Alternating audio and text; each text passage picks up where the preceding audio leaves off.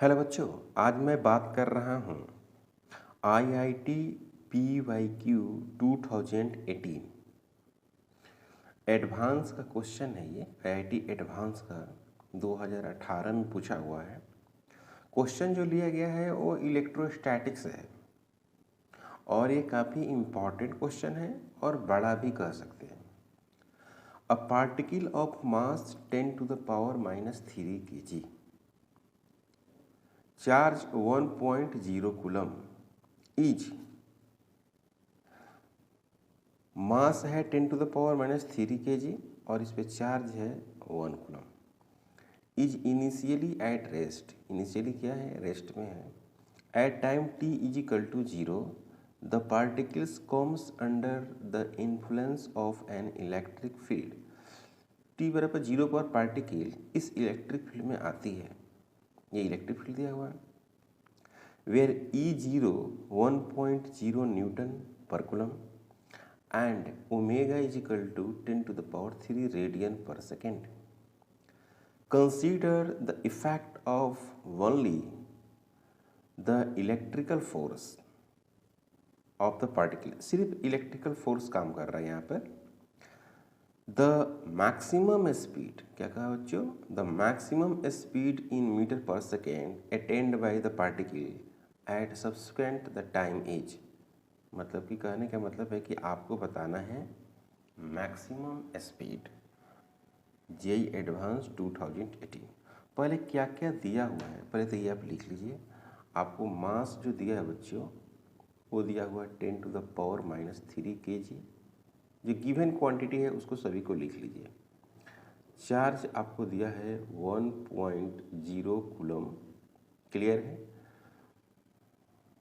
भी इनिशियल जो है आपको 0 दिया हुआ है और भी फाइनल आपको निकालना है। पहली बात ये हो गया।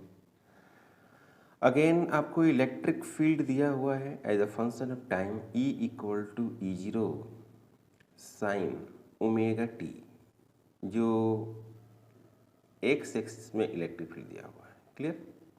यहाँ पर एक और बात है कि E0 का वैल्यू भी दिया हुआ है 1.0 न्यूटन पर कूलम, क्लियर बच्चों।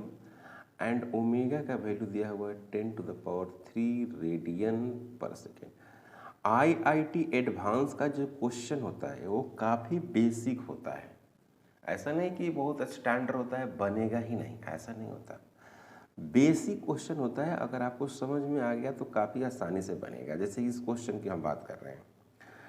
क्वेश्चन में लिखा है कि now speed of particle, now speed of particle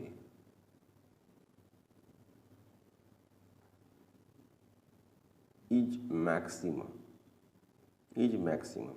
तो सबसे पहली बात ये है कि पार्टिकल का स्पीड मैक्सिमम कब होगा। यहाँ पर इक्वेशन दिया हुआ कि E equal to E not sine omega T.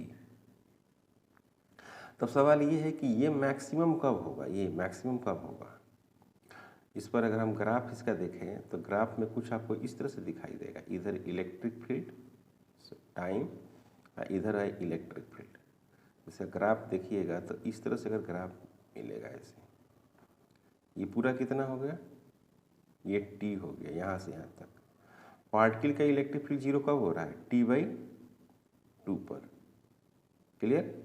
तो एट T/2 इलेक्ट्रिक फील्ड क्या हो रहा है, 0 हो रहा है। तो इसका मतलब क्या होगा, फोर्स 0 होगा, मतलब एक्सेलरेशन 0 होगा, यानी v क्या होगा, कांस्टेंट होगा। v कांस्टेंट और क्या हो गया, मैक्सिमम हो गया। आप SHM पढ़े होंगे, चाहे इस टाइप का आप इक्वेशन वाला पढ़े होंगे SHM में, कि ये होता है मीन पोजीशन। ये क्या होता है, मीन पोजीशन। यहाँ पर आ गया कौन, एक्सट्रीम पोजीशन। ये हो गया एक्सट्रीम पोजीशन।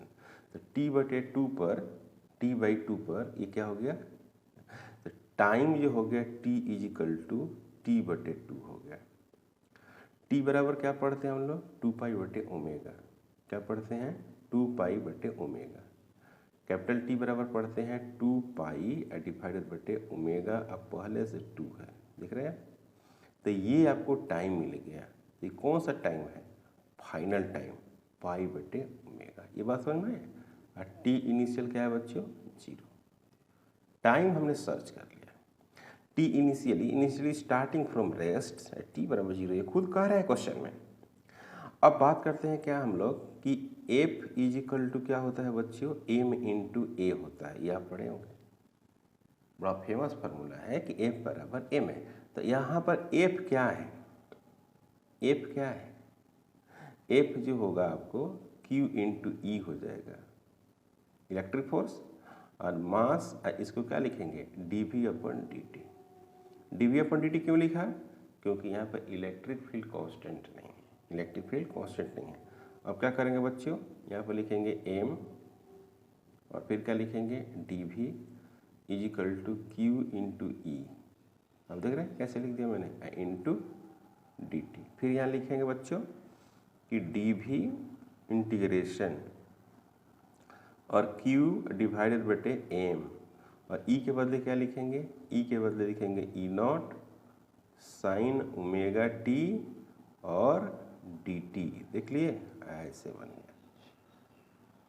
ये है एडवांस का क्वेश्चन जो मैथ के रूप में लास्ट में आ ही जाता है। तो मैथ के रूप में ये आ रहा है। अब देखिए, इसको इंटीग्रेशन करना है आपको। तो t इनिशियली और t क्या है? फाइनल। यहाँ पर v इनिशियल कितना है? v इनिशियल रखते हैं, v फाइनल। तो अब इसको सोल्व करेंगे तो क्या मिलेगा? dv यहाँ पर लिख देते हैं। चलो बच्चों, dv मैंने लिख दिया और 0 से क्या कर दिया? v कर दिया, कोई डाउट नहीं। q E0 डिवाइडेड बटे क्या कर दिया? m। और इसका जब इंटीग्रेशन करिएगा तो t का कोफिशिएंट क्या है? ओमेगा। तो आपको पता है ना कि ओमेगा यहाँ आ जाता है, ये मालूम है आपको? टी के कोफिशिएंट है तो जो डिवाइड हो जाता है, और साइन का क्या होगा? माइनस कॉस ओमेगा टी होगा। और 0 से क्या होगा बच्चों? पाई बटे 0 से पाई बटे ओमेगा, ये बन जाएगा आपको। ओके, और ये डीवी को भी आप कर दीजिए। अब एक दोबारा लिखने की कोई ज़रूरत नहीं है, इसको आप कर दीजिए, इसको हटाइए ऐसे ऐसे।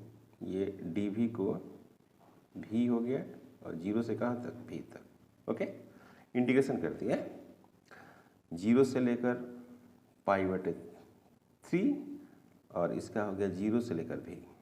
तो ये हो गया भी minus 0 is equal to Q E0 divided बटे m इंटू ओमेगा। ओके, यहाँ पर हो गया माइनस, यहाँ पर क्या लिखेंगे? कॉस ओमेगा इंटू पाई बटे ओमेगा माइनस कॉस 0, ये हो गया। तो यहाँ पर लिखेंगे क्या? v is equal to minus Q E0 divided बटे m फिर ओमेगा, है ना बच्चों? यहाँ पर लिखेंगे क्या? ये ओमेगा से ये ओमेगा कैंसिल हो जाएगा।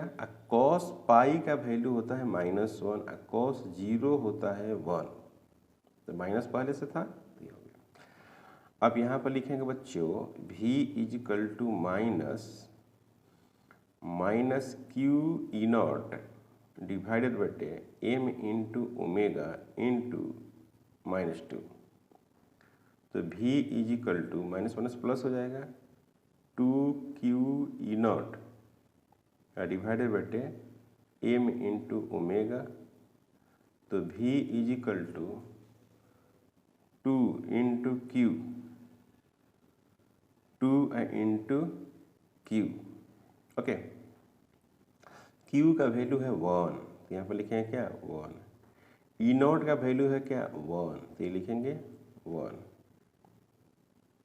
m का वैल्यू है 10 टू द पावर -3 kg और ओमेगा का वैल्यू है 10 टू द पावर 3। तो ये और ये तो कैंसिल हो जाएगा, तो बच जाएगा v इक्वल टू 2 मीटर पर सेकेंड। ये हो गया आंसर। बच्चों, मैं बता देना चाहता हूँ कि ये क्वेश्चन कठिन नहीं है, बहुत आसान क्वेश्चन है। यहाँ पर प्रॉब्लम आपको हो सकती है। देखिए फिर से सवाल समझिए। A particle of mass 10 to the power -3 kg charge 1.0 coulomb is initially at rest at time t is equal to 0 the particles come under the influence of an electric field E vector T is equal to E zero sine omega T I cap where E zero equal to 1.0 newton per coulomb and omega is equal to 10 to the power 3 radian पर second. Consider the effect of only the electrical force on the particle. The maximum speed in meter per second attained by the particle at subsequent time is. कह रहा है कि the maximum speed है वो कितना होगा, ये सवाल है. सब जो दिया हुआ है मैंने लिख दिया है. अब सवाल ये है कि मैक्सिमम स्पीड, तो देखिए इससे क्या होगा, ये ग्राफ बनेगा. तो जहाँ पर इलेक्ट्रिक फील्ड यहाँ पर जीरो हो रहा है तो वहीं पे फोर्स भी जीरो होगा, तो एक्सेलरेशन भी जीरो हो जाएगा, तो भी कांस्टेंट मैक्सिमम हो जाएगा. ये सच में बात हो गई. ओके, तो t is equal to T बटे 2 पे मैक्सिमम हो रहा है. t बराबर होता है 2 पाई बटे ओमेगा. 2 से 2 कट गया, मतलब फाइनल टाइम आपको आ गया ये. तो इंटीग्रेशन करना होगा 0 से लेकर पाई बटे 3 तक. अब f बराबर a में आप लिख देते हैं. f बराबर a में आप लिखेंगे तो f को आप q भी लिख दीजिए और m v को a को dv अपॉन dt लिख दीजिए. इसको क्रॉस कर दीजिए, क्रॉस मल्टीप्लिकेशन कर दीजिए और इसको इंटीग्रेशन करके वैल्यू पुट कर दीजिए. आंसर. आप मैथ के स्टूडेंट हैं तो ये तो आप कर देंगे. चैनल पर अगर आप नए हैं तो प्लीज़ सब्सक्राइब करें, शेयर करें. Thank you.